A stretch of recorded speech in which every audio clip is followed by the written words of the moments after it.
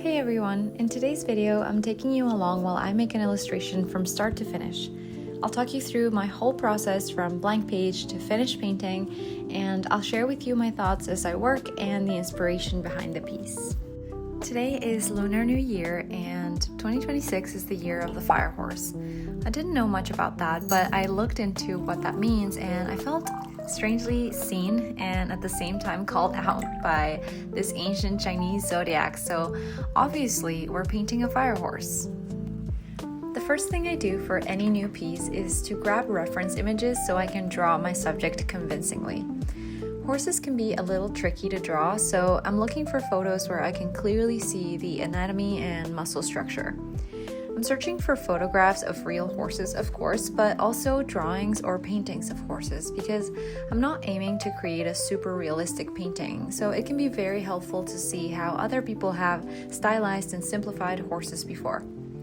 And this isn't going to be just any horse, it's going to be a fire horse, so I'm also gathering images of fire, which is something I've actually never tried to paint before. So now that I have enough references, the next thing is to do some studies. I'm gonna do like 6 to 8 quick little horse sketches, and these are meant to be fast and simple. The point is not to make beautiful, perfect drawings. The point is to understand the subject better, to become familiar with the shapes and the gestures of horses. I want to make all the mistakes right now so that I don't have to make them later on the final illustration. This also serves to loosen up and warm up my hand so that my final illustration comes out a little bit nicer and less stiff. I always start my sketches making really light, broad lines and curves and going from big general shapes to smaller details. The main things that I'm paying attention to are the big silhouette of the horse, how the legs bend because there's a lot of joints happening, and where the neck meets the chest and how that shape flows.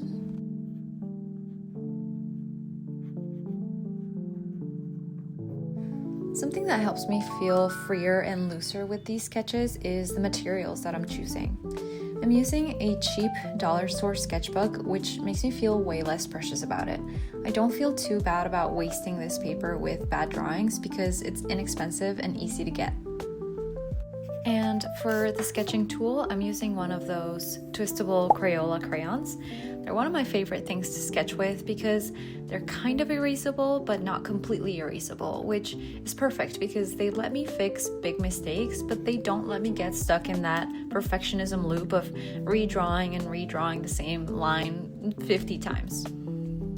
Also, they're colorful and it's just more fun for me that way. Sometimes I find it a bit boring sketching with just a regular gray pencil. I just enjoy using different colors. The first few sketches were pretty standard poses just to warm up, but for the final illustration, I want something a little bit more active with a bit more movement, so I'm going to go into some more energetic poses. And I usually don't have the final idea fully formed at this point, so as I'm doing these last few sketches, my brain is using this time to think about and brainstorm possible compositions for the final painting. I'm also realizing that I really like drawing horses, and this is a subject that I'd probably like to come back to in the future, especially the legs. They're kind of ridiculously bendy in the cutest way. This last sketch ends up being my favorite, which is usually what happens, so this is the pose that I'm going to be using for the final drawing. I also need to make a few sketches of flames too. Fire is not a solid object, so I want to understand the shapes and the flow of it before I try to paint it for the first time. When it comes to curvy, fluid stuff like this, practice helps a lot because confident, fast strokes almost always look better. I'm looking at things like how the flames taper, where the brightest parts of the fire usually are, and how the glow and the smoke behave around it. Alright, so now it's time to plan the final illustration. I'm doing this part digitally on my iPad in Procreate. I took a photo of my favorite sketch, brought it into Procreate, and now I'm trying out a few compositions. Since the inspiration for the piece came from what I was reading about Lunar New Year, I wanted to have a celebratory sort of vibe. I'm thinking fireworks, stars, that kind of thing. I prefer doing this stage digitally because it's a lot of trial and error and basically just moving elements around on the canvas until everything feels balanced. It's always a good idea to try at least a couple different compositions. So in this case, I also tried out one version with a decorative frame and no fireworks, but after comparing the two, I decided to go with the first one. Now that the design is ready, I have transferred the drawing onto watercolor paper, and now we can get to my favorite part, which is painting. I've taped the paper down to a sturdy surface, and now I'm tracing over the line work with black paint so that the drawing stays visible once I start building up the layers of paint. Most of these black lines will be partially covered later anyway. So the reason I felt pulled to make this illustration is because of what I learned about the Lunar New Year and the fire horse. I kept hearing people talk about it, and it sent me down a little bit of a rabbit hole.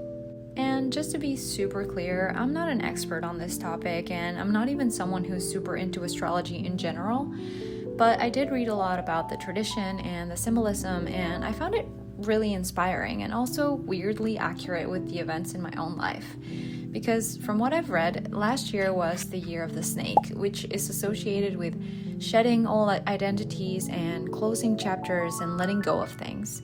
And last year, that's kind of exactly what happened to me. I left a job that I had had for about 6 years, and for the first time in a long time, I had space to actually think about what I wanted my life to look like. It was very uncomfortable, but necessary. Anyway, while I'm thinking about all of that, I am deciding to start painting the flames first because that's probably going to be the hardest part, and I'd rather risk messing it up now before anything else is on the page rather than later. So I'm using acrylic markers here because they're a little bit easier to control than the gouache paint that I'll be using for the rest of the painting. But back to the fire horse. This year is kind of the first time in my life that I'm finally able to allow myself to pursue my art with more time and energy than ever before. But one of my biggest obstacles has just been my own hesitation and overthinking and getting stuck in planning but never actually doing. And so when I read that the fire horse symbolizes enthusiasm and speed and that fiery go for it energy, and that this year is supposed to be about decisive action and bold moves and taking risks, I felt really encouraged and motivated. One of the main things that I read is that this year rewards people who stop waiting and just go for it. So the fire horse is exactly what I need to embody this year to get closer to living the life that I really want. And I think that even if you don't fully believe in all of it, I think it's okay to use some of that symbolism as motivation. Like just taking the parts that spark something in you and letting that push you forward. I also want to be thoughtful and respectful here because this is a celebration and tradition that belongs to a culture that is not mine. If I got anything wrong about the Lunar New Year and you know more about it than I do, please let me know in the comments. For me, this painting is not about claiming this tradition for myself, but just about appreciating what I'm learning and letting it inspire something creative. Now I'm going to start working on the background, so I'm mixing a good quantity of the main background color and also making a lighter, brighter shade of that same color, and that's going to go around the flames and hopefully give it a little bit of a glowing effect. I'm doing the background first before I touch the horse at all because that way I can actually see how the colors of the horse are going to interact with the rest of the painting rather than guessing against white paper. It may be looking a little bit patchy right now, but after another coat or two, it will even out. For the horse, I'm using a diluted pinkish color as the base, and then I'll make a darker shade of it for the shading. I'm also adding a tiny bit of the background color to the horse colors, and that's going to help everything look more cohesive and harmonious.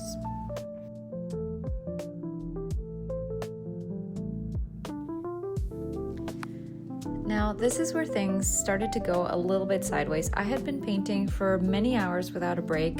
I got totally absorbed, and by the time that I got to these fireworks, I was kind of depleted. But I was so close to the finish line that I decided to push through when I really should have stopped, and those tired, wobbly fireworks looked horrible and almost ruined everything. But thankfully, you can fix almost any mistake digitally nowadays, so I just scanned the painting and redid the fireworks and stars with Procreate on my iPad. It's not what I had planned, and I don't really like to do that, but I couldn't just let those wonky stars ruin the whole thing after all that work. Anyway, here's the final result. Thank you so much for watching. I really hope you enjoyed this video, and I will see you in my next one.